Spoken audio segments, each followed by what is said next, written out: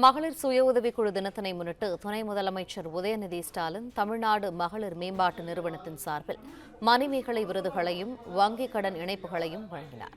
இது தொடர்பான மேலும் தகவல்களை எமது செய்தியாளர் பாண்டியராஜன் வழங்க கேட்போம். பாண்டியராஜன், விரிவான தகவல்களை.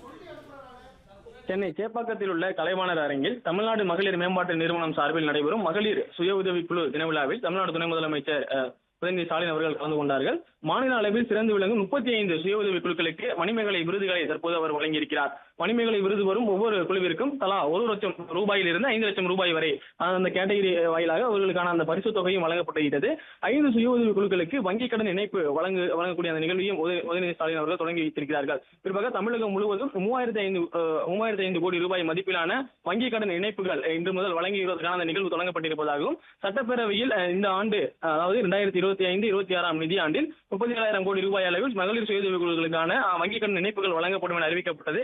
அதற்கேற்ற வகையில் தமிழகம் முழுவதும் இன்று பல்வேறு மாவட்டங்களில் இருந்தும் மாவட்ட ஆட்சியர்கள் மற்றும் மாவட்ட அமைச்சர்கள் மூலமாக இந்த மகளிர் சுய உதவி குழுக்களுக்கு வங்கிக் கடன் இணைப்புகள் என்பது வழங்கப்பட இருப்பதாக தெரிவிக்கப்பட்டிருக்கிறது.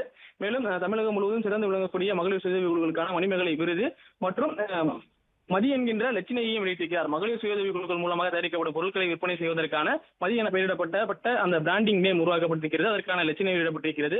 மேலும் மகளிர் சுய உதவி குழுக்கள் மூலமாக உருவாக்கப்பட்டிருக்கக்கூடிய நாட்டு சக்கு, கடலை எண்ணெய் ஆகியவையும் அறிமுகப்படுத்தக்கூடிய அந்த நிகழ்வும் தற்போது நடைபெற்றிருக்கிறது. பிளே ஸ்டோர் மற்றும் ஆப் ஸ்டோரில் இருந்து பாலிமர் செயலியை QR கோடு மூலம் பதிவிறக்கம் செய்யுங்கள். செய்திகளை உடனுக்குடன் பெறுங்கள்.